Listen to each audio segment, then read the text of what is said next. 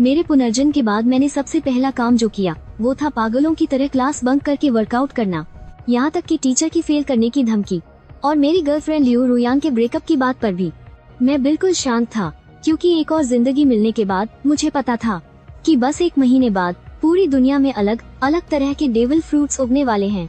उस वक्त जिसे भी ये डेविल फ्रूट मिलेगा उसे बेमिसाल सुपर पावर्स मिल जाएंगी। पिछली जिंदगी में मुझे भी सुपर पावर्स मिली थी, लेकिन मेरे फ्रूट की ताकत बहुत कमजोर थी और मेरी फिटनेस भी बहुत खराब थी, जिसकी वजह से मैं ज़ॉम्बीज़ के हमले में बुरी तरह मारा गया था।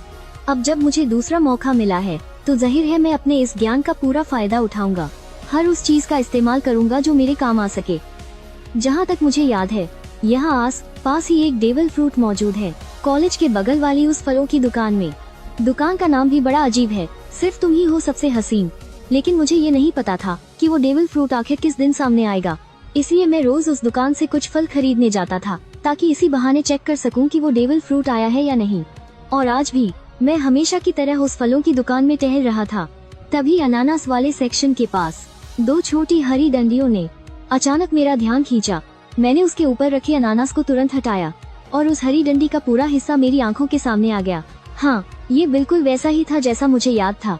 ये वही वन पीस की दुनिया का योको काइडो वाला डेविल फ्रूट था। मेरे दिल की धड़कनें तेज हो गई थी। मैंने खुद को शांत किया और जल्दी से बिल चुकाया। शक से बचने के लिए मैंने कुछ और फल भी खरीद लिए। जैसे ही मैं दुकान से बाहर निकला, सामने से मेरी टक्कर एक हट्टे कट्टे अधेड़ उम्र के आदमी से हो गई। वो और कोई नहीं बल्कि मेरी पिछली जिंदगी में अजूर ड्रैगन फ्रूट हासिल करने वाला वही आदमी था। मैंने मन ही मन चैन की सांस ली।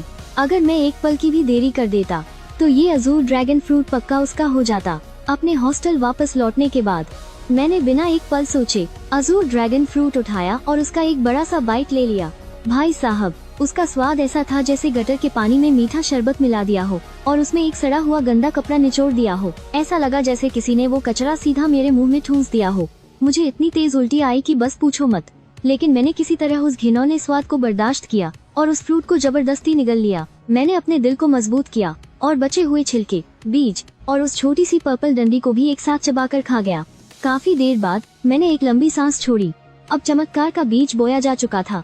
अब मुझे बस इंतजार करना था। फिर मैंने अपना फोन निकाला और शॉर्ट वीडियोस और फोरम स्क्रॉल करने लगा। सारे बड़े प्लेटफॉर्म्स छान मारने के बाद मैंने सर्च बॉक्स में एक आईडी टाइप की और पहला वीडियो प्ले किया। भाइयों, क्या तुमने ये देखा? ये थंडर फ्रूट है। मैं कमेंट सेक्शन में इसकी नीलामी कर रहा हूँ। जो सबसे ज्यादा पैसे देगा ये उसका होगा। इसे देखकर मेरे दिल में लालच आ गया। हालांकि मैंने अजूर ड्रैगन फ्रूट खा लिया था और कोई भी इंसान दूसरा डेविल फ्रूट नहीं खा सकता, लेकिन जब कयामत का दिन आएगा और सबको इसकी असली अहमियत पता चलेगी, तब करोड़ों रुपए देकर भी ये नहीं मिलेगा। ये लेन देन के लिए सबसे बेशकीमती चीज होगी और अगर मैं इसे किसी से नहीं बदलता हूँ तो भी मैं इसे अपने मम्मी पापा या अपनी छोटी बहन को तो खिला ही सकता हूँ। और वैसे भी दूसरा फ्रूट खाने का चांस एकदम खत्म नहीं हुआ है, बस उसके लिए बहुत तगड़ी ताकत और अच्छी किस्मत चाहिए। मैंने कमेंट सेक्शन में कुछ नहीं लिखा, बल्कि सीधा उस वांग तियानसी नाम के सुनहरे बालों वाले लड़के को डायरेक्ट मैसेज किया। भाई, तुमने ये नकली फल बहुत बढ़िया बनाया है, बिल्कुल असली लग रहा है। मुझे ये चाहिए और मुझे यकीन है तुम्हें भी पता होगा। कमेंट सेक्शन वाले तो बस मजे ले रहे हैं, तुम अपना असली दाम बताओ। तुम सीधा दाम बोलो, अगर सही लगा तो मैं अभी खरीद लूंगा। भाई, ये असली डेविल फ्रूट है। अगर मैं 10 लाख मांगू तो कोई बड़ी बात नहीं है ना? असली है तो तूने खुद क्यों नहीं खा लिया? अगर सच में बेचने का इरादा है तो कोई ढंग का दाम बता, वरना मैं तुझे सीधा ब्लॉक मार दूंगा। अरे अच्छा ठीक है, तो फिर 1 लाख। मेरी आखिरी बोली है 1000। तेरे इस एक्शन फिगर की जो हालत है ना, इसके लिए ये दाम बहुत है। सोचा था थोड़ा और बेवकूफ बनाकर पैसे ऐंठ लूंगा, लेकिन 1000 भी ठीक ही है। कुछ दिन तो ऐश से कटेंगे। ठीक है, तू पैसे भेज, मैं तुझे कुरियर कर दूंगा। तू कोई पक्का दुकानदार तो है नहीं? अगर मैंने पैसे दे दिए और तूने माल नहीं भेजा तो अपना पता दे, मैं खुद आकर तुझसे आमने सामने डील करूंगा। तू मेरा क्या ही उखाड़ लेगा। ठीक है, तो आमने सामने ही सही। क्या वो मुझे लूट लेगा? मैं पूरी रफ्तार से निकल पड़ा और उस पीले बालों वाले के बताए शहर पहुंच गया। स्टेशन तक पहुंचने में बस 2.5 घंटे लगे। तू ही है ना वो डेविल फ्रूट बेचने वाला? अपना QR कोड दिखा। मैं बस एक बार फल को देखूंगा कि असली है या नहीं, फिर स्कैन करके पैसे दे दूंगा। पहले पैसे निकाल, फिर माल देख। क्या हुआ, डर लग रहा है कि मैं पैसे मार लूंगा? ये तो तेरा ही इलाका है ना? पीले बालों वाले ने सोचा, बात तो सही है, इस इलाके में उसका भी थोड़ा बहुत भौकाल तो है ही। अगर इस बंदे ने पैसे नहीं दिए तो वो बस एक फोन घुमाएगा और उसके लड़के मिनटों में आ जाएंगे। मैंने वो थैला अपने हाथ में लिया। मेरे हाथ थोड़े कांप रहे थे। मैंने अंदर से वो डेविल फ्रूट बाहर निकाला। मेरी धड़कनें बहुत तेज हो गई थीं। कोई शक नहीं, ये बिल्कुल असली है। मैंने बिना कुछ सोचे समझे 1000 रुपए स्कैन किए, फल को अपनी जेब में रखा और तुरंत वापस मुड़ गया। अगर इस सड़े हुए शहर में ट्रेन की सुविधा होती तो मैं उसी वक्त गाड़ी पकड़कर घर निकल जाता। वापस लौटते समय मैंने अपना फोन निकाला और शॉर्ट वीडियो देखने लगा। तभी एक वीडियो ने मेरा ध्यान खींचा।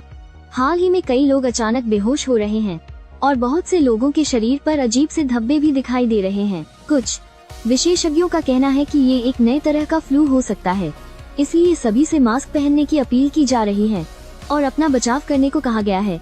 ये खबर देखते ही मेरे तो होश ही उड़ गए। बेहोशी और शरीर पर धब्बे, क्या ये मेरे पिछले जन्म में आई तबाही से पहले के लक्षण नहीं है? मैंने बिना एक पल गंवाए अपने हॉस्टल के कमरे की तरफ दौड़ लगा दी। अपना पहले से पैक किया हुआ बैग उठाया और बाहर भागने ही वाला था कि तभी मेरे पीछे से एक भयानक चीख सुनाई दी। बहुत से लोग अचानक जमीन पर गिरने लगे। उनके शरीर पर धब्बे उभरने लगे थे और उसके तुरंत बाद एक अजीब सा भारीपन महसूस हुआ, जिसके दबाव से कोई भी अपनी जगह से हिल नहीं पा रहा था। और वो लोग जो पूरी तरह से बेहोश हो चुके थे, उनमें अचानक भयानक बदलाव होने लगे। उनकी आंखें बाहर की तरफ निकल आईं, उनके नाखून तेजी से बढ़ने लगे और बेहद नुकीले और लंबे हो गए। वो पागलों की तरह हॉस्टल के कमरों से बाहर निकलने लगे। ये देखकर अनगिनत छात्र अपनी जान बचाने के लिए रोते चिल्लाते हुए बाहर की तरफ भागे। लेकिन ठीक उसी पल मुझे अपने अंदर एक ऐसी शक्ति का एहसास हुआ जो मेरी रगों में गहराई से जाग रही थी।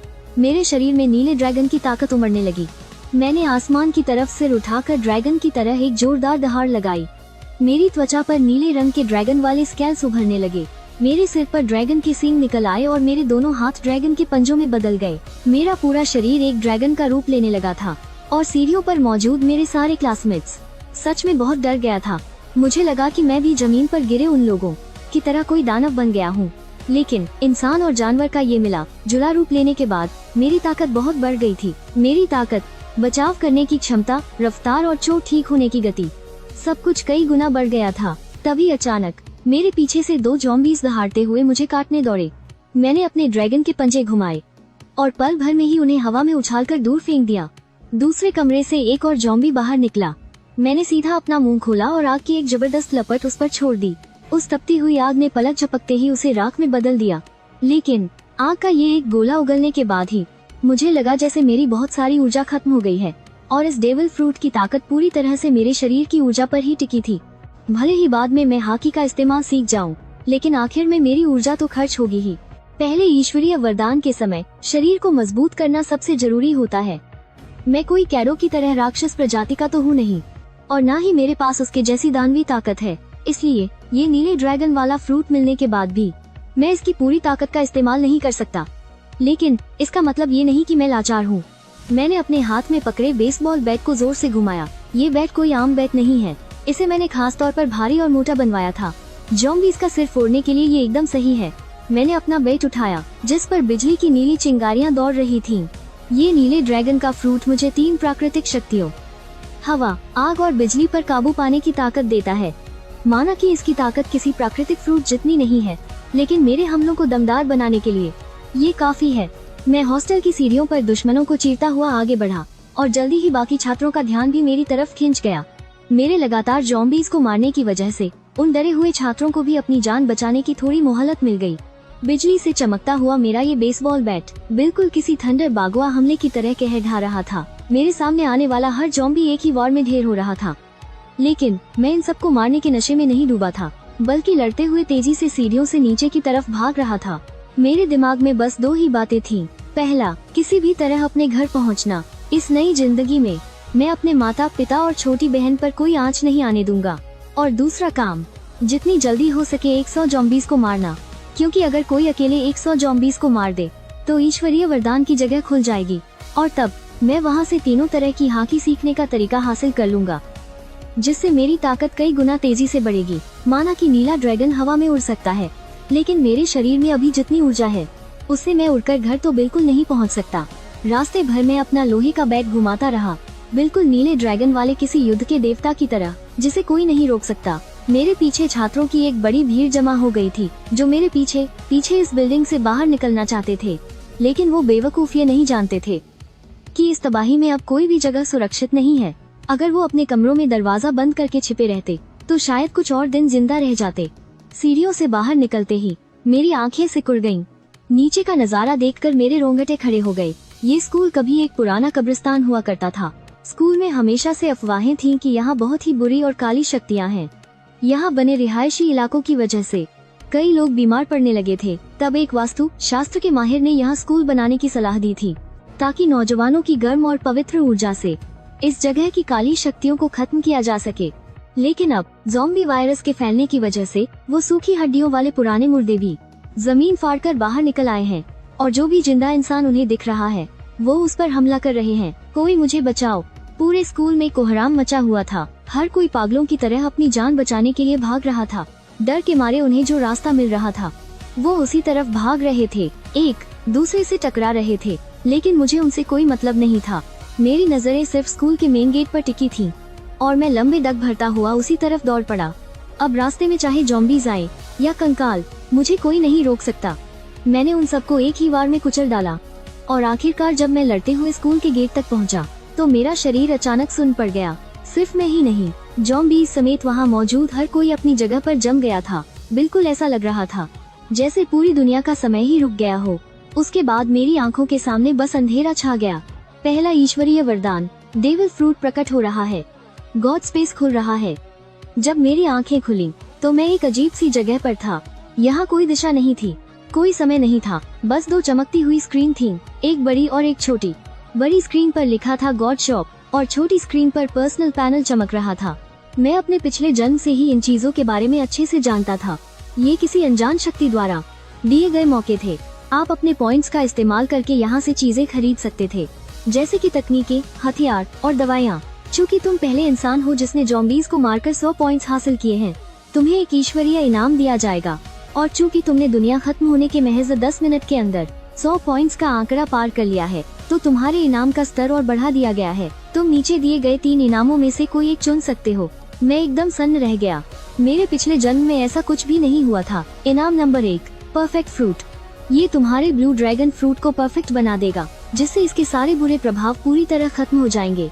बुरे प्रभाव खत्म होने के बाद तुम पर सी, स्टोन या समुद्र के पानी का कोई असर नहीं होगा। और तो और तुम एक और डेविल फ्रूट खा सकोगे, और तुम्हारा शरीर फटेगा भी नहीं। इनाम नंबर 2, हाकी जीनियस। इसके लिए कोई पॉइंट्स या कड़ी मेहनत नहीं चाहिए। तुम सीधे तीनों तरह की हाकी पालोगे, और अगर तुम खुद से अभ्यास नहीं भी करोगे, तब भी तुम्हारी हाकी धीरे धीरे खुद ही मजबूत होती जाएगी। और अगर तुमने मेहनत की तो तुम्हारी हाकी दोगुनी तेजी से बढ़ेगी। इनाम नंबर 3, ज़ॉम्बी स्लेयर वेपन। तुम अपनी पसंद का कोई भी हथियार ले सकते हो। ये हथियार सुप्रीम ग्रेड की तलवारों जितना ताकतवर होगा, और ये हथियार ज़ॉम्बीज़ को दोगुना नुकसान पहुंचाएगा। मुझे हाकी, हथियार या फ्रूट में से एक चुनना था। पहला और तीसरा इनाम मेरी ताकत को तुरंत बढ़ा सकते थे, जबकि दूसरा इनाम मुझे धीरे धीरे मजबूत बनाता। लेकिन उसकी कोई सीमा नहीं थी। पिछले जन्म में मुझे जो दूसरा ईश्वरीय वरदान मिला था, उसके तजुर्बे से बताऊं तो कम से कम तब तक हाकी का कोई मुकाबला नहीं था। मैं सोच में पड़ा ही था कि अचानक मुझे टीचर काइडो की वो सुनहरी बात याद आ गई। हाकी ही सब कुछ है। गोल्ड डी रोजर, शैंक्स और गार्क, किसी के पास कोई फ्रूट की ताकत नहीं थी, फिर भी वो दुनिया के सबसे ताकतवर इंसान बने। यहाँ तक कि टीचर काइडो ने भी अपनी हाकी बढ़ाने के चक्कर में कभी अपने फ्रूट की ताकत पर ज्यादा ध्यान नहीं दिया। लूफी से लड़ते वक्त तक उन्होंने अपनी ताकत को पूरी तरह नहीं जगाया था। अब मेरे मन में कोई शक नहीं था। ताकत कितनी ज्यादा है ये मायने नहीं रखता, मायने ये रखता है कि वो कितनी दमदार है। मेरा ब्लू ड्रैगन फ्रूट कितना ताकतवर होगा, ये इस बात पर निर्भर करता है कि मेरा अपना शरीर कितना मजबूत है। एक ही फ्रूट की ताकत को उसकी आखिरी हद तक ले जाना कोई आसान काम नहीं है। और अगले ही पल मेरा दिमाग एकदम साफ हो गया। मैंने सीधे तीनों तरह की हाकी को चुन लिया। अचानक एक पतली सी काली परत मेरे मुक्कों पर छा गई। ये आर्मामेंट हाकी थी। इसके बाद मैंने अपने 10 पॉइंट्स का इस्तेमाल करके 5 वाटर मीट खरीदे। ये एक ऐसा खाना था जो पल भर में मेरी सारी थकान मिटा सकता था, ताकि मैं और भी देर तक लड़ सकूं। और हाँ, पर्सनल पैनल सिर्फ मेरी ताकत ही नहीं दिखाता था, बल्कि वो एक फोन की तरह भी काम करता था। जब दुनिया तबाह हो गई और इंसानों का बनाया सब कुछ बर्बाद हो गया, तब हर कोई एक दूसरे से बात करने के लिए इसी पैनल का इस्तेमाल करता था। इसमें लोगों की सहूलियत के लिए अलग अलग चैनल्स भी थे, और अभी से ही कई लोगों ने आपस में बातें करना शुरू कर दिया था। समय का रुकना अब खत्म होने वाला है। इसके बाद तुम जब चाहो बस सोचकर ही गॉड स्पेस में आ सकते हो। मेरी आंखों के सामने एक बार फिर अंधेरा छा गया और जब मेरी आंखें खुलीं तो मेरा दिमाग वापस मेरे शरीर में लौट आया था। मेरे चारों तरफ अनगिनत ज़ॉम्बीज़ की भीड़ थी और मेरे टीचर और दोस्त बुरी तरह डरे हुए थे।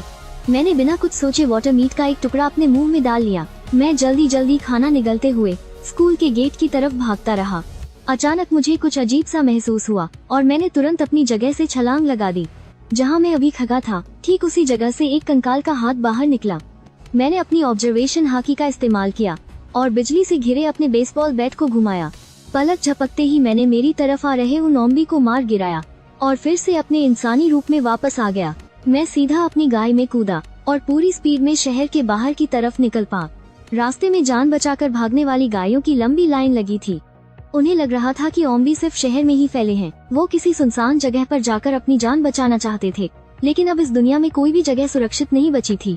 गाय में अभी भी रेडियो बज रहा था जिसमें सरकार की तरफ से इमरजेंसी अनाउंसमेंट हो रही थी कि कोई भी घबराए नहीं, अपने घरों में रहें, खिड़की दरवाजे बंद रखें, हमारी सेना निकल चुकी है, हमारी बायो लैब्स भी इसका एंटीडोट बनाने में लगी हुई हैं, कृपया शांति बनाए रखें और अफरा तफरी न मचाएं। ज़ॉम्बी वायरस की पहली लहर हवा के जरिए फैली है। जिनकी इम्यूनिटी कमजोर है वो इसके शिकार हो जाएंगे। इसीलिए अस्पताल और ओल्ड एज होम्स में इन्फेक्शन सबसे ज्यादा फैला है। जब कयामत का दिन आएगा तब ज़ॉम्बी वायरस के फैलने का सबसे बड़ा कारण एक दूसरे को काटना और खून से होने वाला इन्फेक्शन होगा। ऐसे हालात में हमारी सेना के जवान जो शारीरिक रूप से सबसे ज्यादा मजबूत होते हैं उनके इन्फेक्ट होने के चांस बहुत कम है। इसीलिए इस तबाही के वक्त में सेना अभी भी कुछ हद तक हालात को संभाल सकती है, लेकिन मुझे पता है कि ये सब ज्यादा दिन नहीं चलने वाला। अगर सेना को ज़ॉम्बी का जल्दी सफाया करना है तो उन्हें बंदूकों और भारी हथियारों का इस्तेमाल करना होगा, लेकिन ऐसा करने से उन्हें कोई पॉइंट्स नहीं मिलेंगे और बिना पॉइंट्स के कोई भी ताकतवर नहीं बन सकता। जब ये ज़ॉम्बी लगातार ताकतवर होते जाएंगे और इन पर आम हथियारों का भी कोई असर नहीं होगा, तब सेना पूरी तरह से बेबस हो जाएगी और समाज का ये पूरा सिस्टम बहुत जल्दी बिखर जाएगा। इसलिए अब बचने का सिर्फ एक ही रास्ता है कि हर कोई हथियार उठा ले और इन ज़ॉम्बी से लड़ना शुरू कर दे। ये इंदा रहने की एक ऐसी रेस है जहाँ सिर्फ ताकतवर ही बचेगा। मेरी गाय बहुत तेज रफ्तार से दौड़ रही थी। भले ही सामने से ज़ॉम्बी का झुंड आ जाए, मैंने बिना रुके सीधा उनके ऊपर से गागी निकालने का फैसला कर लिया था। अचानक मेरे गोंद की घंटी बजी। जैसे ही मैंने गोंद उठाया मुझे अपनी बहन की बहुत डरी और घबराई हुई आवाज सुनाई दी, भैया आप कहाँ हो? बाहर बहुत सारे ज़ॉम्बी हैं, मुझे बहुत डर लग रहा है। मैं ठीक हूँ, तुम कैसी हो? मम्मी पापा कैसे हैं? मम्मी ने आपकी बात मान ली थी, उन्होंने पहले ही छुट्टी ले ली थी और मुझे स्कूल से घर ले आईं। पापा अभी भी अस्पताल में हैं। वो कह रहे थे कि उन्होंने अपने ऑफिस को अंदर से लॉक कर लिया है, वो अभी सेफ हैं। भैया आप तो सच में कोई जादूगर हो। अगर आपने मम्मी को जबरदस्ती छुट्टी लेने के लिए नहीं कहा होता तो शायद अब तक हम भी बाहर मारे गए होते। आओ चिंग पिछले 1 महीने से बहुत हैरान थी कि उसका भाई हर दिन इतना सारा खाने पीने का सामान घर क्यों भिजवा रहा है। जब भी कोई पूछता तो वो कुछ नहीं बताता। किसी को ये भी नहीं पता था कि उसके पास इतना सारा पैसा आ कहाँ से रहा है। मेरे पास सच में कोई पैसा नहीं था और 1 महीने का समय पैसे कमाने के लिए काफी नहीं होता। लेकिन जब मुझे पता था कि दुनिया कम होने वाली है तो फिर मुझे किस बात का डर होता। मैंने सारे ऑनलाइन प्लेटफॉर्म से लोन ले लिया था। अगर मुझे अपने मम्मी पापा को जवाब न देना पता ना तो शायद मैं अपना घर तक गिरवी रख देता, लेकिन मेरे पास इस गॉड गिवन स्पेस की ताकत है। सच कहूँ तो मुझे इतना सारा सामान इकट्ठा करने की जरूरत भी नहीं थी। ये सब तो मैंने सिर्फ इमरजेंसी के लिए रखा है।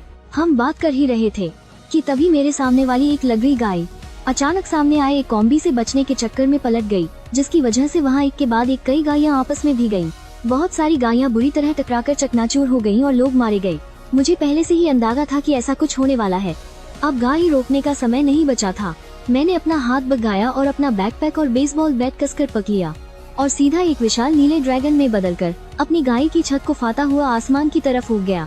धुएं और बादलों के बीच से होते हुए मैं एक नीले ड्रैगन का रूप लेकर सीधे आसमान की ऊंचाइयों में उड़ने लगा। इस जादुई नजारे को देखकर सड़क पर मौजूद सभी लोग हैरान रह गए। इसकी वजह से वहाँ पहले से ही हुआ भयंकर कार एक्सीडेंट और भी ज्यादा बड़ा हो गया। मेरे पास नीचे हो रहे उस शोर, शराबे और एक्सीडेंट पर ध्यान देने का वक्त नहीं था, इसलिए मैं सीधे बादलों के बीच घुस गया। मैं सीधे अपने घर की तरफ उड़ने लगा और बीच बीच में अपने बैकपैक से वाटर मीट का एक टुकड़ा निकाल कर खा रहा था ताकि मेरी ताकत बनी रहे। अभी मैं बहुत ज्यादा देर तक हवा में नहीं उड़ सकता था। आखिरकार जब मेरा सारा वाटर मीट खत्म हो गया तो मैं आसमान से नीचे उतर आया और वापस इंसान के रूप में बदल गया। मैंने जल्दी से अपने चारों तरफ नजर दौड़ाई। शुक्र है मुझे वहाँ कोई भी ज़ॉम्बी दिखाई नहीं दिया। मैंने तुरंत अपने गॉड स्पेस में एंट्री की और वहाँ से 5 वाटर मीट के टुकड़े और रिडीम कर लिए और उन सबको अपने बैकपैक में ठूंस लिया। अब मेरे बैकपैक में सिर्फ यही 5 वाटर मीट के टुकड़े बचे थे और साथ में एक थंडर फ्रूट रखा था।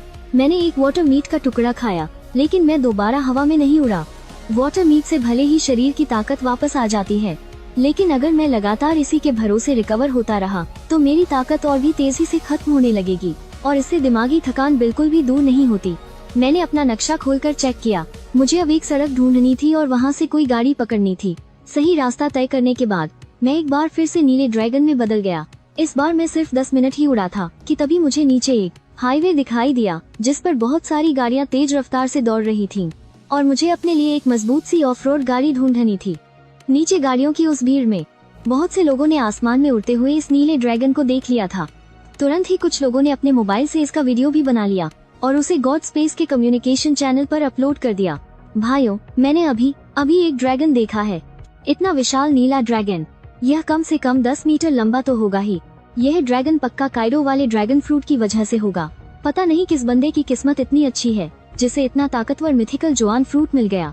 अरे यार, एक बार मुझे भी एक थंडर फ्रूट मिला था, लेकिन मुझे लगा वो नकली है, इसलिए मैंने उसे बेच दिया। एक असली डेविल फ्रूट, वो भी लॉगिया टाइप का इतना रेयर थंडर फ्रूट, और उसने उसे सिर्फ 1000 पॉइंट्स में बेच दिया। यह सोचकर उस पीले बालों वाले लड़के का मन कर रहा था कि वो खुद को थप्पड़ मार डाले।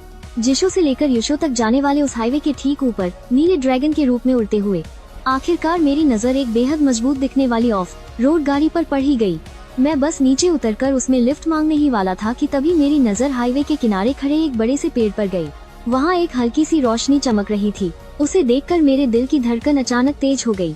मैं उड़कर उस बड़े से पेड़ की तरफ नीचे जाने लगा और जैसे ही मैं उसके पास पहुंचा, मेरी ड्रैगन वाली आंखें फटी की फटी रह गईं। भगवान सच में मेरे साथ था। मैंने देखा कि उस पेड़ की सबसे ऊंची डाल पर, जहाँ कभी कोई फल नहीं उगता था, उन घनी पत्तियों के बीच एक फल लटक रहा था। यह फल दिखने में बिल्कुल किसी मकई जैसा लग रहा था। इसका रंग पूरा सुनहरा था और उस पर सफेद रंग की घुमावदार धारियां बनी हुई थीं। यह एक ऐसा फल था जिसे मैंने पहले कभी नहीं देखा था। खैर, यह कोई हैरानी की बात भी नहीं थी, क्योंकि इस विनाशकारी दुनिया में डेविल फ्रूट्स मंगा कॉमिक्स से कहीं ज्यादा थे।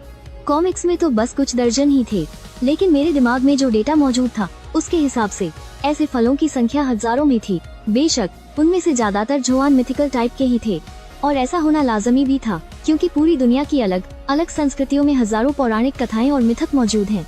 उन कथाओं में मौजूद हर एक जादुई जानवर या दानव के नाम पर एक नया मिथिकल जोआन फ्रूट बन सकता है। भले ही मिथिकल जोआन फ्रूट्स अब हर जगह मिलने लगे हो, लेकिन फिर भी वो सबसे ताकतवर होने का रुतबा रखते हैं। मैंने अपने ड्रैगन के पंजे आगे बढ़ाए और उस फल को तोड़ लिया और उसे अपने पीछे टंगे बड़े से बैकपैक में रख लिया। जब मेरे पास 1000 पॉइंट्स जमा हो जाएंगे, तब मैं गॉड स्पेस में एक नया फीचर अनलॉक कर पाऊंगा, डेविल फ्रूट आइडेंटिफिकेशन। इससे मुझे पता चल जाएगा कि कौन सा फल खाना सही है और मैं कोई भी फालतू या बेकार फल खाने से बच जाऊंगा। बिल्कुल, जांच की फीस बहुत महंगी है। हर एक जांच में पूरे 1000 पॉइंट्स खर्च होते हैं। जैसे ही मैं उस एसयूवी के पीछे फिर से जाने वाला था, तभी सामने एक बड़ा ट्रक अचानक पलट गया। ट्रक से 3 ज़ॉम्बी बाहर निकले और आसपास की गाड़ियों का रास्ता रोककर उन पर हमला करने लगे। लेकिन इस वक्त कौन सी गाड़ी रुकने की हिम्मत करती। सबने जोर से एक्सीलरेटर दबा दिया और उन ज़ॉम्बीज को कुचलते हुए आगे निकल गए और गाड़ियों को दाएं बाएं घुमाने लगे ताकि ज़ॉम्बीज गाड़ी से नीचे गिर जाएं। इस अफरा तफरी की वजह से सीधा कई गाड़ियों की आपस में जबरदस्त टक्कर हो गई। मैंने उस तरफ एक नजर देखी, लेकिन कोई ध्यान नहीं दिया, बल्कि मैं उस पलटे हुए बड़े ट्रक के पास उतरा, अपने आधे जानवर वाले रूप में बदला और ट्रक के पलटे हुए हिस्से को पकड़ लिया और अपनी पूरी ताकत से उसे सीधा कर दिया। अजूर ड्रैगन फ्रूट की ताकत सच में बहुत खौफनाक है। फिर मैं अपनी गाड़ी में बैठा और सीधा आगे की तरफ निकल पड़ा। जब मैं उस एक्सीडेंट वाली जगह पर पहुंचा, तो मैंने खुद को फिर से एक विशाल ड्रैगन में बदल लिया और अपने रास्ते में पड़े उन सभी टूटी गाड़ियों के मलबे को हटा दिया। मेरे पीछे आ रही गाड़ियां मेरे बनाए हुए उस साफ रास्ते से निकलने लगी और बिना सोचे समझे चुपचाप मेरे पीछे चलने लगी। मैंने रियर व्यू शीशे में यह सब देखा, लेकिन मुझे कोई फर्क नहीं पड़ता। इन लोगों को आना है तो आने दो, बस मेरे काम में कोई रुकावट नहीं आनी चाहिए। रास्ते में बहुत सारे एक्सीडेंट हो रखे थे। मैं भी बीच में गाड़ी से उतरकर उन ज़ॉम्बीज को मारता और रास्ता साफ करता रहा।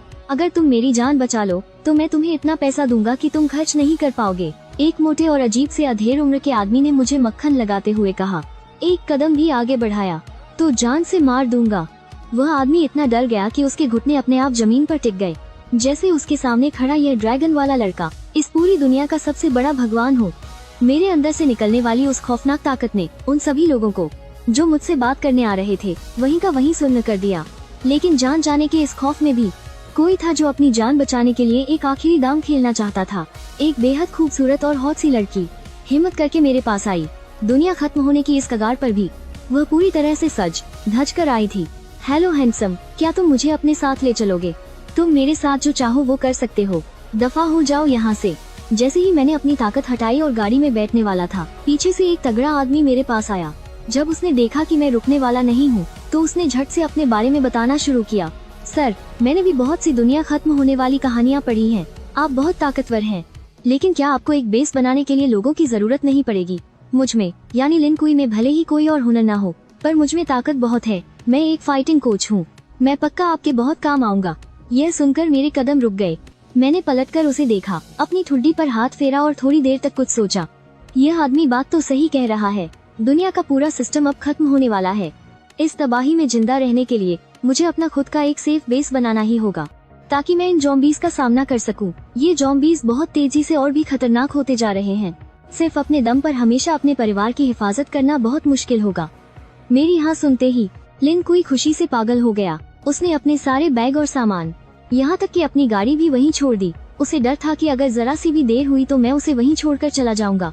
उसकी हिम्मत मेरे साथ आगे वाली सीट पर बैठने की भी नहीं हुई, बल्कि अपनी फुर्ती का इस्तेमाल करते हुए वह गाड़ी के पीछे वाले हिस्से पर चढ़ गया।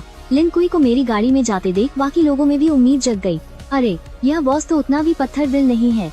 उस मोटे आदमी ने फिर से कुछ बोलने की कोशिश की, पर मैंने उसे बीच में ही टोक दिया। भले ही मुझे लोगों की जरूरत हो, पर मैं यहाँ से एक साथ बहुत सारे लोगों को तो बिल्कुल नहीं ले जा सकता। शुरुआत के लिए एक लिन कुई काफी है, और वैसे भी अभी इस आदमी की वफादारी पर पूरा भरोसा नहीं किया जा सकता। अभी आपको मेरा इम्तिहान लेना होगा, लेकिन कृपया मुझे एक मौका दीजिए। मेरी काबिलियत और मेरी जान दोनों आपके मकसद को पूरा करने के काम आएंगी। ये औरत देखने में काफी सख्त लग रही है, शायद आगे चलकर ये कुछ बड़ा कर दिखाए। मैंने उस औरत की तरफ गहराई से देखा और वो खुशी से झूम उठी। मेरी इजाजत के बिना उसकी आगे वाली सीट पर बैठने की हिम्मत नहीं हुई, बल्कि वो अपनी परवाह किए बिना किसी तरह पीछे वाले डिब्बे पर चढ़ने लगी। मैं ये सब देख रहा था और मैंने मन ही मन सिर हिलाया।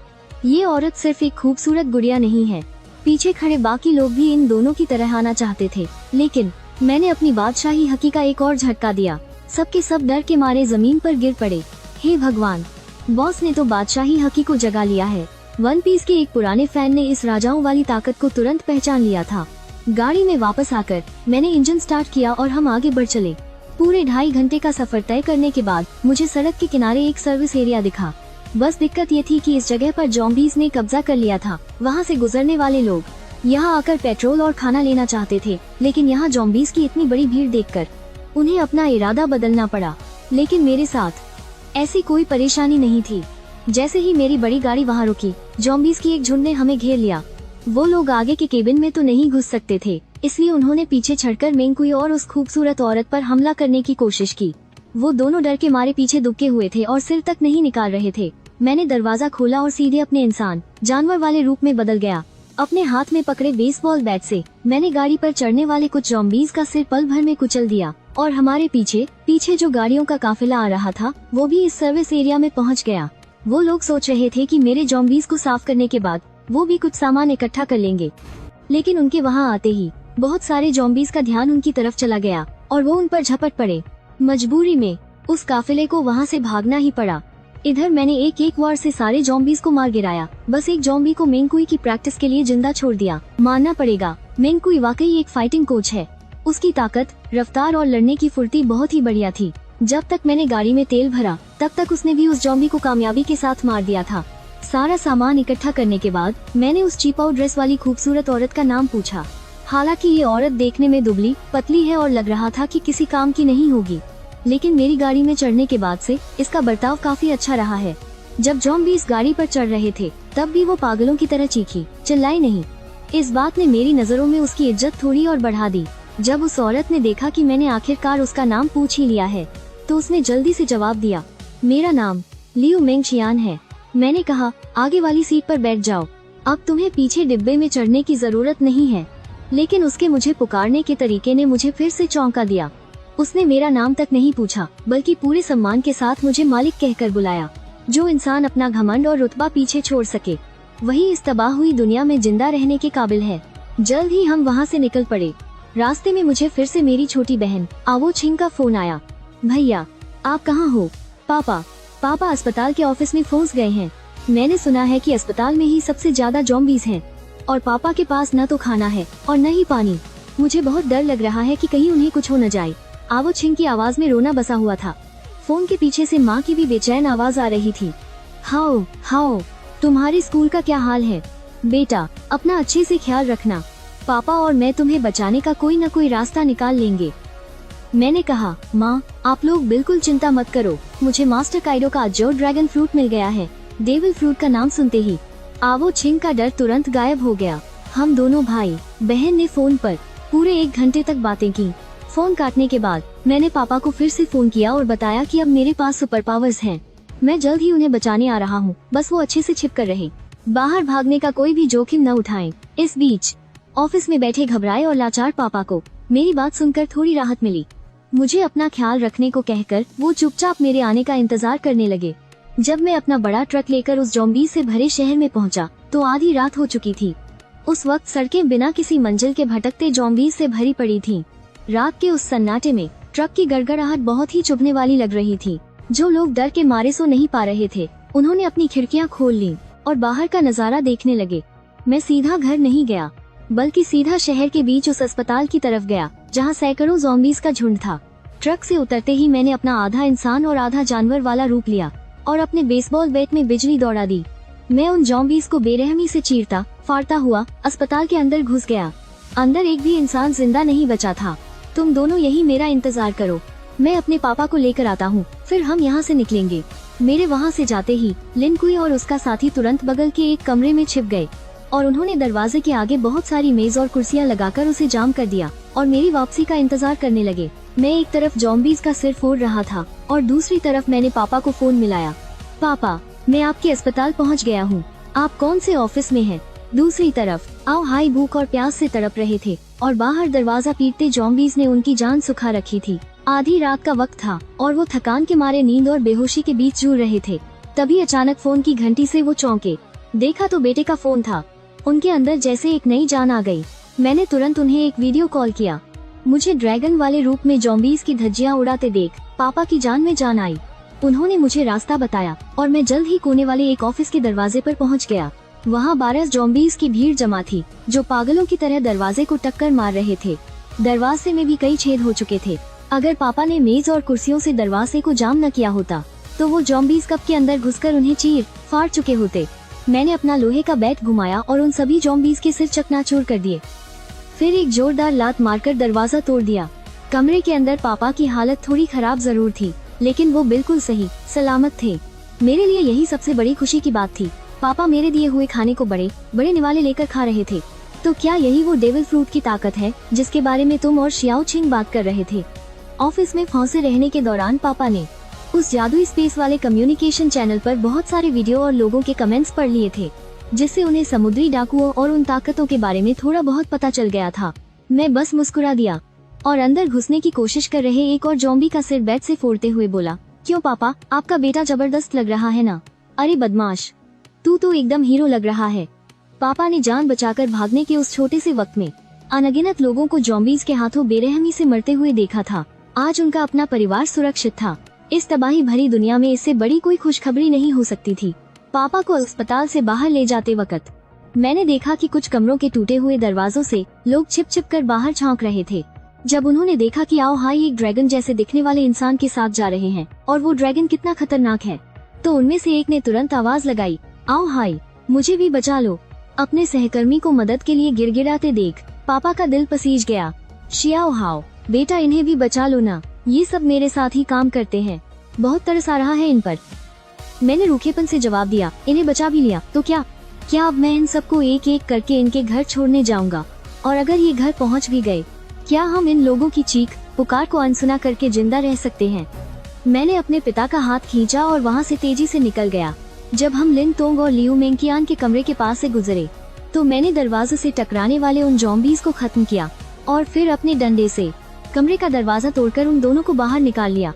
मुझे वापस लौटता देख उन दोनों ने तुरंत बड़े सम्मान के साथ कहा, मालिक। लेकिन यह सुनकर मेरे पिता एओहाई पूरी तरह से चौंक गए। उन्होंने अविश्वास से मेरी तरफ देखा। एक हट्टा कट्टा पहलवान और एक बेहद खूबसूरत लड़की, ऐसे लोग भला उनके बेटे की इतनी इज्जत क्यों कर रहे हैं? वह खूबसूरत लड़की उनके बेटे को मालिक कहकर बुला रही थी। क्या उनका बेटा उनकी पीठ पीछे इतने गुलछर्रे उड़ा रहा है? भले ही मैं 2 जन्मों की यादें रखने वाला एक बेहद बेशर्म इंसान था, लेकिन इस वक्त मेरा चेहरा भी शर्म से लाल हो रहा था। फिर भी मैंने खुद को शांत दिखाने का नाटक किया और कहा, ये दोनों मेरे चेले हैं जो मुझे रास्ते में मिल गए थे। लेकिन एओहाई की नजरों से साफ पता चल रहा था कि उन्हें मेरी बात पर रत्ती भर भी यकीन नहीं है। उनके चेहरे पर साफ लिखा था, तुम पक्का झूठ बोल रहे हो। मेरे पास कहने को कोई लफ्ज ही नहीं बचे थे, इसीलिए मैंने आगे कोई सफाई नहीं दी और उन सभी को बड़े ट्रक के पास ले आया। मैंने पिताजी को आगे वाली सीट पर बिठाया और लियू मेंकियान को वापस ट्रक के पिछले हिस्से में भेज दिया। घर लौटने के बाद मेरी बहन एओचिंग बड़ी ही हैरानी से लियू मेंकियान को घूर रही थी। कितनी खूबसूरत औरत है। और अभी इस औरत ने मेरे भैया को क्या कहा? मालिक, भैया बाहर जाकर आखिर क्या गुल खिला रहे हैं? और तो और वो इस औरत को घर तक ले आई, और वो हट्टा कट्टा पहलवान। अगर वो कहे कि वो कोई स्पेशल फोर्स का जवान है तो मैं वो भी मान लूंगी। खैर छोड़ो, जब वो भैया को बॉस बुलाता है तो ठीक ही होगा। इस समय लियू मेंकियान एक वफादार नौकरानी की तरह अपने दोनों हाथ अपने पेट के पास बांधकर चुपचाप मेरे पीछे खड़ी थी। वही लिन कुई साफ तौर पर काफी घबराया हुआ लग रहा था। वैसे तो वो काफी बेबाक इंसान है, लेकिन ये उस बॉस का परिवार था जिसके प्रति वो वफादार था। उसे समझ नहीं आ रहा था कि वो उनके साथ कैसे पेश आए। आखिरकार मेरी माँ लियू यू ने आगे बढ़कर खुद ही कहा, तुम सब थक गए होगे और भूख भी लगी होगी, चलो आकर खाना खा लो। जब उन्हें पता चला था कि उनका बेटा घर लौटने वाला है तो उन्होंने अपनी नींद ही त्याग दी थी। वो पूरी रात खाना बनाती रहीं, बस इसीलिए ताकि उनका बेटा और पति घर आकर कुछ गरम खा सके। लेकिन उन्हें अंदाजा नहीं था कि उनका बेटा अपने साथ 2 और लोगों को ले आएगा। ऐसे में खाना थोड़ा कम पड़ गया, लेकिन शुक्र है कि मैंने पहले से ही बहुत सारा डिब्बाबंद खाना रख लिया था। मैंने कुछ डिब्बे खोले और खाने की मेज सजा दी। लिन तोंग और उसे एक तरफ झिझकते हुए खड़े देखकर मैंने तुरंत उन्हें भी साथ आकर खाने के लिए बुलाया। लिन तोंग जैसे ही आगे बढ़ने वाला था, लियू मेंकियान बीच में बोल पड़ी, मुझे बस थोड़ा सा डिब्बाबंद खाना दे दीजिए। मेरी क्या हैसियत जो मैं मालिक के साथ एक ही मेज पर खाना खाऊं। उसके ये अल्फाज सुनते ही वहाँ मौजूद हर एक इंसान के होश उड़ गए। एओचिंग की शक भरी निगाहें हम दोनों के चेहरों को घूरने लगीं। ओह, तो मुझे अब समझ आया, आप दोनों इसी तरह से एक दूसरे के साथ फ्लर्ट करते हो ना। उसकी बात अभी पूरी भी नहीं हुई थी कि मैंने उसके माथे पर जोर से एक उंगली मार दी। दर्द के मारे उसकी आंखों में आंसू छलक आए। उसने गुस्से में मेरी बांह पकड़ी और जोर से दांत गड़ा दिए। रात के खाने के बाद मैंने अपने बैग से डेविल फ्रूट्स निकाले। मेरे पास यहाँ 2 डेविल फ्रूट्स रखे हैं। इनमें से एक रंबल फ्रूट है और दूसरा क्या है ये मुझे भी ठीक से नहीं पता। तुम दोनों इन्हें खा लो। ये सुनकर लिन कुई और लियू मेंकियान दोनों ही हक्के बक्के रह गए। उन्हें यकीन नहीं हो रहा था कि मेरे पास अभी भी 2 और फल हैं। उनकी आंखों में उन फलों को पाने की एक गहरी तरफ साफ झलक रही थी। एओचिंग ने बड़ी ही उत्सुकता से उन दोनों फलों को उठाया और उलटने लगी। फिर उसने वो जादुई फल माँ पिताजी को देखने के लिए दे दिए, लेकिन एओहाई ने उन्हें देखने के बाद वापस मुझे थमा दिया। इनमें से एक शाओचिंग को खाने के लिए दे दो। अब हमारी उम्र हो चुकी है, अगर हम इसे खाएंगे भी तो यह पूरी तरह से बर्बाद ही जाएगा। हाँ बेटा, तुम हो ना हमारी हिफाजत के लिए, बस हमारे लिए इतना ही काफी है। ये इतनी कीमती चीज है, इसे तुम ही रखो, तुम्हारे ज्यादा काम आएगी। मेरे पास पहले से ही अज्योर ड्रैगन फ्रूट है, आगे चलकर मेरी ताकत बहुत तेजी से बढ़ेगी। आप लोग ये फ्रूट खा लोगे तो तेजी से ज़ॉम्बीज़ को मार पाओगे और फिर हाकी की ट्रेनिंग का तरीका हासिल कर लेना। इस तबाही की दुनिया में जिंदा रहने के लिए यही सबसे जरूरी है। लेकिन इतनी देर समझाने के बाद भी मम्मी पापा ने साफ मना कर दिया। मैं बिल्कुल लाचार हो गया और मुड़कर आओ चिंग की तरफ देखा। तुम इनमें से एक चुन लो। आओ चिंग तो पहले से ही टकटकी लगाए देख रही थी। जब उसे लगा कि आखिरकार उसकी बारी आ गई है तो वो खुशी से उछल पड़ी। उसने दोनों फ्रूट्स उठाए, कभी इधर देखा कभी उधर, लेकिन काफी देर सोचने के बाद उसने रंबल फ्रूट मुझे वापस कर दिया। अरे तुम रंबल फ्रूट नहीं खा रही, लोजिया टाइप की एलिमेंटल पावर शुरुआत में बिल्कुल अजेय होती है और कौन जानता है कि इस वाले की पावर क्या होगी डिवाइन स्पेस में। डीमन प्यूरिफाइंग पोशन मिलता है जो डेविल फ्रूट के साइड इफेक्ट्स को खत्म कर सकता है और इंसान एक और फ्रूट खा सकता है। भैया आप अभी इतने ताकतवर हो, आप वो पोशन पक्का हासिल कर लोगे। ये रंबल फ्रूट आप पर बहुत जंचेगा। मैं बस ये वाला खा लेती हूँ। चलो ठीक है, पहले मैं इसकी जांच कर लेता हूँ। अगर पावर अच्छी हुई तो ही तुम इसे खाना। फ्रूट की जांच करने का ऑप्शन तभी खुलता है जब आपके पॉइंट्स 1000 हो जाएं। आओ चिंग के पॉइंट्स अभी 0 हैं, तो जाहिर है उसे ये बात नहीं पता थी। मैं स्कूल से लड़ता हुआ घर आया और फिर सेंट्रल हॉस्पिटल के गेट पर भी मैंने कत्लेआम मचाया था। मैं 1000 से भी ज्यादा ज़ॉम्बीज़ को मार चुका हूँ, तो मैं आसानी से एक बार इसकी जांच कर सकता हूँ। नहीं नहीं, 1000 पॉइंट्स बहुत ज्यादा है। ये कहकर उसने मेरी बात तक नहीं सुनी और झट से उस सुनहरे भुट्टे जैसे दिखने वाले फ्रूट को उठा लिया और एक ही बार में उसे मुंह में ठूंस कर गटक गई। ये देखकर मेरे होश उड़ गए। मुझे बिल्कुल उम्मीद नहीं थी कि आओ चिंग इसे ऐसे ही खा जाएगी। अगर इस फ्रूट की पावर बेकार निकली तो पछताने का भी कोई फायदा नहीं होगा, लेकिन आओ चिंग पहले ही उसका एक टुकड़ा निगल चुकी थी। अब जो होना था सो हो गया। अब बस यही दुआ कर सकते थे कि इसकी पावर दमदार हो। वहाँ मौजूद सभी लोग आओ चिंग को ही घूर रहे थे और उसमें होने वाले बदलावों को ध्यान से देख रहे थे। आओ चिंग खुद भी बहुत घबराई हुई थी और अपने शरीर में दौड़ने वाली उस जादुई पावर को महसूस कर रही थी। जल्द ही उस पावर ने उसके पूरे शरीर को घेर लिया और उसका शरीर बदलने लगा और फिर उसका शरीर तेजी से सिकुड़ने लगा और वो एक हथेली जितनी छोटी सफेद बालों और सुनहरी धारियों वाली चूहिया बन गई। ये तो जोआन टाइप है। सब तुरंत समझ गए कि ये फ्रूट किस तरह का है, लेकिन ये छोटी चूहिया बहुत ही खास लग रही थी। बहुत मुमकिन था कि ये कोई आम जानवर नहीं है। भैया आप सब कितने बड़े लग रहे हो। मेरी ये पावर किस क्लास की है? नॉर्मल, एंशिएंट या फिर मिथिकल जोआन? मिथिकल जोआन का नाम सुनते ही मैं खुशी से झूम उठा। लगता है मेरी बहन का तुक्का सही बैठ गया। मिथिकल जोआन में कुछ खास तरह की पावर होती है। तुम्हारी पावर क्या है ये देखो। ये कहते ही आओ चिंग ने जमीन के नीचे गोता लगाया और वो सीधे फर्श के बीच की जगह में घुस गई। हैरानी की बात यह थी कि जमीन पर एक खरोंच तक नहीं आई। कुछ ही सेकंड में वो छोटी चूहिया मेरे पीछे से बाहर निकल आई और फिर वो अपने इंसान और जानवर वाले रूप में आ गई। मैं बड़ी शान से आप सबको बताती हूँ मेरी डेविल फ्रूट की पावर। मेरे फ्रूट का नाम है जोआन माउस फ्रूट। ये मिथिकल जोआन की ट्रेजर माउस फॉर्म है और इसमें कुल 3 तरह की ताकतें हैं। पहली पावर है मिट्टी और पत्थर की किसी भी रुकावट के आर पार जाना, जैसे जमीन के अंदर घुसना या दीवारों के पार निकल जाना। मेरे लिए तो यह पानी के एक पर्दे से गुजरने जैसा है। और दूसरा, मेरे पास एक अलग खजाना छिपाने की जगह है जहाँ मैं बेजान चीजों को रख सकता हूँ। यह कहते हुए आओ चिंग ने कोने से एक पोंछा उठाया और उसे अपनी छाती के अंदर डालने लगी। सब लोग आंखें फाड़ कर देखने लगे जब उन्होंने इतनी लंबी और भारी चीज को उसकी छाती के अंदर जाते हुए देखा। माँ लियू यू ने तो अपनी बेटी की छाती के पास सिर ले जाकर अंदर हाथ डालकर उसे छुआ भी। फिर आओ चिंग ने दोबारा अपनी छाती में हाथ डाला और उस लंबे और भारी पोंछे को बाहर निकाल लिया। तुम्हारी यह जगह कितनी बड़ी है? मेरा पूरा ध्यान बस इसी सबसे जरूरी सवाल पर था। जहाँ तक मुझे पता है पहले दैवीय वरदान के दौरान कोई भी चीजें रखने वाला जादुई उपकरण नहीं मिला था। आगे चलकर ऐसा कुछ मिलेगा या नहीं इसके बारे में मुझे कुछ नहीं पता, लेकिन आओ चिंग की यह शक्ति अगर अंदर जगह काफी बड़ी हुई ना तो बहुत सारी चीजें बिना खोने के डर से साथ रखी जा सकती हैं। अभी यह सिर्फ 10 क्यूबिक मीटर है, लेकिन जैसे जैसे इस जादुई फल की ताकत बढ़ेगी यह जगह भी धीरे धीरे बड़ी होती जाएगी। अभी खत्म कहाँ हुआ है, मेरे पास एक और ताकत है। मैं तो और भी हैरान रह गया। जमीन के अंदर जाना, दीवारों के आर पार निकलना और साथ में सामान रखने की जादुई जगह, यह तो पहले ही किसी दैवीय शक्ति जैसी है। उसके पास और भी शक्तियाँ हैं। अरे बाप रे, यह सुनकर मेरे मुंह से तो बस गाली ही निकलने वाली थी। जमीन के आर पार जाना, सामान रखने की जगह और ऊपर से खजाना ढूंढना। अचानक मुझे अपनी नीले ड्रैगन की ताकत फीकी लगने लगी, लेकिन फिर मैंने सोचा कि ड्रैगन के पास भी तो बहुत सारी ताकतें हैं। सबसे पहले ये एक ही समय में हवा, आग और बिजली, इन तीनों प्राकृतिक तत्वों को काबू कर सकता है।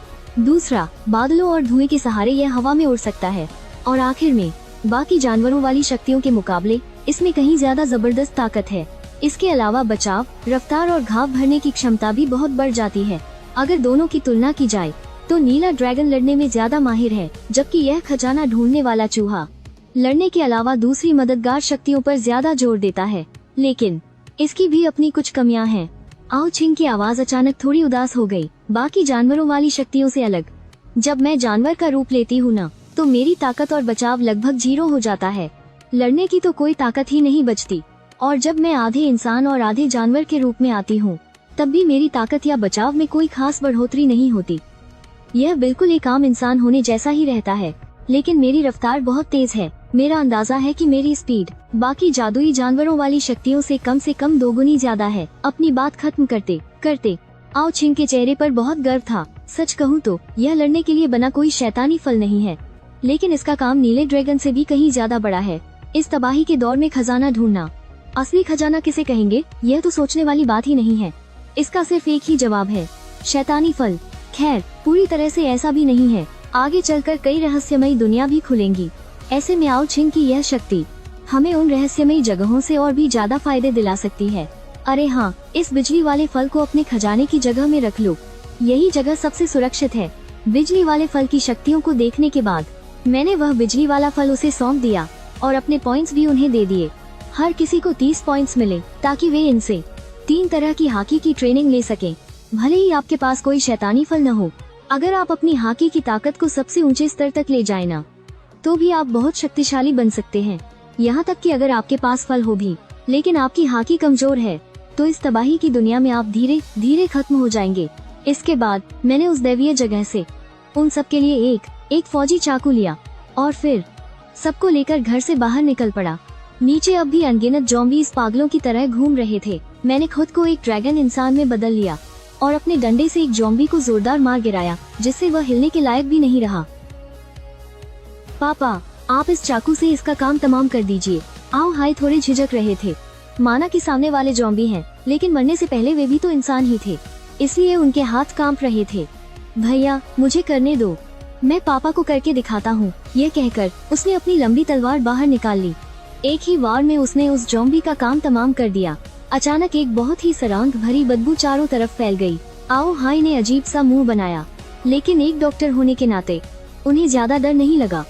मैंने फिर से उसी तरीके का इस्तेमाल करके एक और ज़ॉम्बी को काबू में कर लिया। इस बार लियू मेंगचियान ने खुद आगे बढ़कर उसे मारने की बात कही। दोनों लड़कियों को ऐसा करते देख आखिरकार आओ हाय भी अपने हाथों से वार करने के लिए तैयार हो गए। उसके बाद माँ लियू युन ने भी एक ज़ॉम्बी को मार गिराया। जहाँ तक लिन कुई की बात है, वो अकेले ही किसी भी ज़ॉम्बी को धूल चटा सकता था। एक मार्शल आर्ट्स कोच होने के नाते उसकी लड़ने की ताकत परिवार के बाकी लोगों से कहीं ज्यादा थी। अब उनके पास हाकी की ट्रेनिंग का तरीका भी आ चुका था और आर्मामेंट हाकी को जगाने के लिए शरीर को फौलाद बनाना और लगातार लड़ना बहुत जरूरी होता है। पापा, आप लोग घर के आस पास ही प्रैक्टिस करो, मैं जरा दूर जाकर उन ज़ॉम्बीज़ का सफाया करता हूँ। लड़ाई में अपने शरीर को तपाना ही ताकतवर बनने का असली मंत्र है। ज़ॉम्बीज़ से लड़ने का शरीर को मजबूत बनाने के अलावा एक और फायदा है, और वो है पॉइंट्स जमा करना। इस तबाही की दुनिया में यही हमारी नई करेंसी है। इन पॉइंट्स से हम न सिर्फ जादुई दुनिया से चीजें ले सकते हैं, बल्कि बाकी लोगों के साथ लेन देन भी कर सकते हैं, क्योंकि अब पहले वाला पैसों का सिस्टम पूरी तरह से खत्म हो चुका है। मुझे जाते हुए देखकर आओ चिंग ने जल्दी से मेरा हाथ पकड़ लिया और मिन्नतें करते हुए बोली, भैया मैं भी तुम्हारे साथ चलूंगी। बिल्कुल नहीं, घर के आस पास के कुछ ज़ॉम्बीज़ को तो मैं ही निपटा दूंगा, ताकि थकने पर तुम लोग घर जाकर आराम कर सको। मेरे साथ दूर जाना बहुत खतरनाक हो सकता है, और वैसे भी तुम्हारी जादुई शक्ति अभी लड़ने के लिए उतनी असरदार नहीं है। मुझे लग रहा है कि दक्षिण पश्चिम दिशा में कोई खजाना है, मैं तुम्हें उस खजाने तक ले जा सकती हूँ। यह सुनते ही मेरे माथे पर बल पड़ गए। खजाना? आओ चिंग की इस बात ने मुझे चौंका दिया। अब भला डेविल फ्रूट के अलावा और कौन सा खजाना हो सकता है? ठीक है, तुम मेरे पीछे पीछे रहना, और हाँ, यहाँ वहाँ बिल्कुल मत भागना। यह कहकर मैं आओ चिंग को लेकर दक्षिण पश्चिम की तरफ निकल पड़ा। हम दोनों ही अपने ह्यूमन बीस्ट वाले रूप में थे। उस खजाने वाले चूहे की रफ्तार देखकर मैं पूरी तरह दंग रह गया। अपनी तेज रफ्तार और जमीन में छुपने की कमाल की ताकत के दम पर वो ज़ॉम्बीज़ आओ चिंग को छू तक नहीं पा रहे थे। हालांकि आओ चिंग के हमलों में इतनी ताकत नहीं थी, लेकिन वो चकमा देकर उन ज़ॉम्बीज़ को ठिकाने लगा रही थी। जब मैंने अपने डंडे से एक और ज़ॉम्बी का सिर फोड़ा, तब तक आओ चिंग भी एक ज़ॉम्बी का सिर धड़ से अलग कर चुकी थी, लेकिन अपनी शक्तियों का लगातार इस्तेमाल करने की वजह से वो बुरी तरह हाँफने लगी थी। फिर भी वो बड़े मजे से मुझे अपना कमाल दिखा रही थी। उस लड़की के चेहरे पर साफ लिखा था, जल्दी से मेरी तारीफ करो। उसकी ये शक्ल देखकर मेरी हंसी छूट गई। मेरी चिंग चिंग तो सच में बहुत ताकतवर है। मेरी तारीफ सुनते ही उस लड़की की खूबसूरत आंखें खुशी से चमक उठीं और उसके गालों पर प्यारे से डिम्पल बन गए। लेकिन किसी भी लड़ाई में इस तरह अपनी जीत के नशे में चूर होना बहुत भारी पड़ सकता है। तभी पीछे से एक ज़ॉम्बी ने छलांग लगाई। वो आओ चिंग पर हमला करने वाला था। उसने हड़बड़ी में जमीन के अंदर छुपने की कोशिश की, लेकिन बहुत ज्यादा थक जाने की वजह से वो ऐसा नहीं कर पाई। वो ज़ॉम्बी उसके और करीब आता जा रहा था, और ठीक उसी पल मैंने अपने डंडे के एक ही जोरदार वार से उस ज़ॉम्बी को हवा में उड़ा दिया। आओ चिंग की सांसें अभी भी उखड़ी हुई थीं। मेरी तरह उसने 1 महीने तक पागलों की तरह ट्रेनिंग भी तो नहीं की थी और न ही उसके अंदर मेरी तरह पैदाइशी हुनर था। मेरे पॉइंट्स की मदद से उसे बस अपने शरीर को फौलाद बनाने की ट्रेनिंग करने का मौका मिला था। अभी तक उसकी असली ताकत जागृत नहीं हुई थी और वो ट्रेजर माउस का रूप भी उसकी ताकत को कुछ खास नहीं बढ़ा रहा था। वो अब तक इस लड़ाई में टिक पाई, ये सिर्फ इसलिए था क्योंकि वो रोजाना अच्छी खासी कसरत किया करती थी। रास्ता दिखाओ, मैं तुम्हें वहाँ ले चलता हूँ। आओ चिंग ने अपनी तलवार को ट्रेजर स्पेस में रखा और जानवर के रूप में बदलकर मेरे कंधे पर आ बैठी। मेरी हथेली के बराबर उस छोटी सी चूहिया ने ड्रैगन की स्केल से भरे मेरे गालों पर अपना मुंह रगड़ा। फिर मैंने सीधा अपने ड्रैगन वाले रूप में अवतार लिया और मेरी उस कानों को फाड़ देने वाली दहाड़ से पूरा आसमान गूंज उठा। रिहायशी इमारतों में छिपे अनगिनत लोग चौंक गए और उन्होंने एक एक करके अपने सिर बाहर निकाले। तभी उन्होंने एक नीले ड्रैगन को बादलों को चीरते हुए सीधे आसमान की ऊंचाइयों में जाते देखा। अरे बाप रे, नीले ड्रैगन वाले बॉस हमारे बियान शहर में आ गए हैं। क्या वो मुंह शहर के सारे ज़ॉम्बीज़ का खात्मा कर पाएंगे? किसी ने आसमान में उड़ते नीले ड्रैगन का वीडियो बना लिया और उसे तुरंत दिव्य अंतरिक्ष के कम्युनिकेशन चैनल पर अपलोड कर दिया। उन लोगों में ज़ॉम्बीज़ से लड़ने की हिम्मत नहीं थी, इसीलिए वो बस अपने घरों में दुबके रहे और दिव्य अंतरिक्ष के जरिए दुनिया भर के लोगों से बातचीत करते रहे। बियान शहर के ठीक ऊपर आओ चिंग ने मुझे जिस दिशा का इशारा किया, मैं उसी तरफ बढ़ गया और जल्द ही हम उस जगह पहुंच गए जहां खजाना छिपा था। खजाना चूहे का रूप लिए आओ चिंग अपनी छोटी सी नाक से जोर जोर से सूंघने लगा। हम खजाने के जितने करीब जा रहे थे, उसकी बेचैनी उतनी ही बढ़ती जा रही थी। हाँ, वो उस जंगल में है। आसमान से जमीन पर उतरने के बाद हमने वापस इंसानी रूप लिया और तेजी से उस घने जंगल की तरफ दौड़ पड़े। यहाँ आस पास ज्यादा लोग नहीं थे और ज़ॉम्बीज़ भी ना के बराबर थे। बस 2-3 ज़ॉम्बीज़ यहाँ वहाँ भटक रहे थे, जिन्हें मैंने पल भर में ही ढेर कर दिया। अचानक आओ चिंग जोर से चिल्लाया। एक बड़े से देवदार के पेड़ के नीचे एक अजीब सी शक्ल वाला आदमी अपने हाथों में दिल के आकार का एक लाल फल पकड़े खड़ा था। वो खुशी से पागल हो रहा था। वो अभी शहर से अपनी जान बचाकर भागा था। उसने सोचा था कि वो शहर के बाहर इस सुनसान जगह पर छिप जाएगा, लेकिन किसे पता था कि इस जंगल में उसे किस्मत से एक डेविल फ्रूट मिल जाएगा। वो कोई वन पीस का फैन नहीं था, इसलिए वो नहीं जानता था कि ये कौन सा फल है, लेकिन दिव्य अंतरिक्ष के फोरम पर पढ़कर उसे इतना जरूर पता था कि ये जो भी है कोई बहुत बड़ा खजाना है। अरे वाह, अब तो मुझ वांग डेफा की किस्मत खुलने वाली है। ये कहते हुए उसने अपने पीले दांत दिखाए और फल को खाने ही वाला था। मेरा और आओ चिंग का चेहरा पीला पड़ गया। अब बहुत देर हो चुकी है। मैंने तुरंत अपने मुंह से गर्म हवा का एक जोरदार झोंका छोड़ा और फिर मैं और आओ चिंग तेजी से भागते हुए वहां पहुंचे। राख के ढेर में डेविल फ्रूट को सही सलामत देखकर हमने जल्दी से उसे उठा लिया। एक बार प्रलय झेलने के बाद अब मेरे अंदर किसी के लिए कोई दया नहीं बची थी। हालांकि आओ चिंग को थोड़ा बुरा लग रहा था, क्योंकि ये उन उसूलों के खिलाफ था जो उसने बचपन से सीखे थे। जो ताकतवर है वही सही है, यही इस दुनिया का नियम है। अगर मेरे पास इतनी ताकत नहीं होती और मुझे ये डेविल फ्रूट मिल भी जाता, तो पकड़े जाने पर मेरा भी यही हश्र होता। आओ चिंग ने चुपचाप हामी भरते हुए सिर हिलाया। हालांकि प्रलय का उसे भी इंसानों का खौफनाक और घिनौना चेहरा दिख गया था। मेरी बहन को भी ये कड़वा सच पता था, लेकिन फिर भी उसे अंदर से बहुत दुख हो रहा था। उसने कसकर मेरा हाथ पकड़ लिया और मेरे साथ उस फल को देखने लगी। वो दिल के आकार का एक लाल फल था, जिस पर काले रंग के घुमावदार निशान बने थे। वन पीस के पक्के फैन होने के नाते हम दोनों ने उस फल को तुरंत पहचान लिया। ये वन पीस की दुनिया का सबसे महंगा फल था।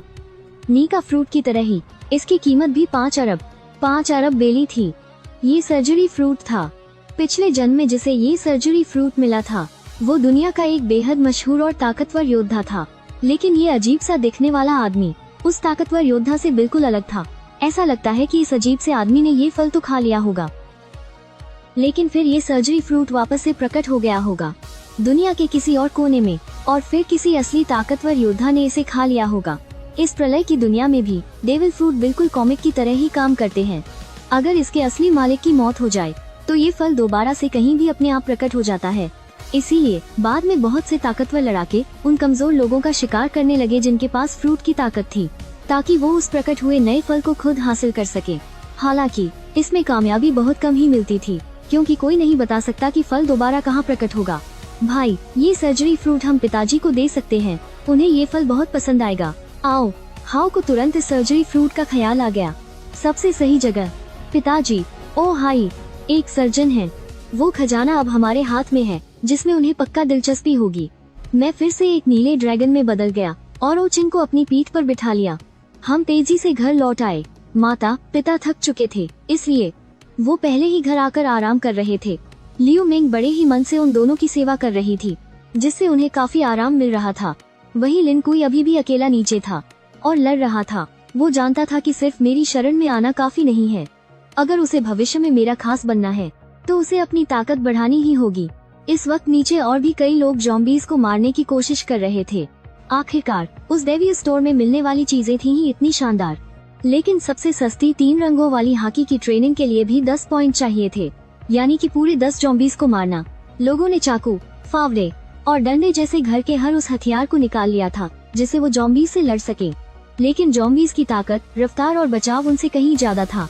आए दिन कोई न कोई उनका शिकार बन ही जाता था, या फिर पकड़े जाने पर संक्रमित होकर खुद एक नया ज़ॉम्बी बन जाता। लिन कुई ने मुझे वापस आते देखा और तुरंत मुझे मेरे जाने के बाद का सारा हाल बताया। मैंने कहा, बहुत बढ़िया काम किया तुमने। अगर थक गए हो तो जाकर आराम कर लो। मैं लिन कुई के काम से बहुत खुश था। इस प्रलय वाली दुनिया में जिंदा रहने के लिए यही जी तोड़ मेहनत और हिम्मत सबसे जरूरी है। मेरे दिए गए पॉइंट से 3 रंगों वाली हॉकी की ट्रेनिंग खरीदने के बाद, हालांकि अभी तक उसकी हॉकी नहीं जागी थी।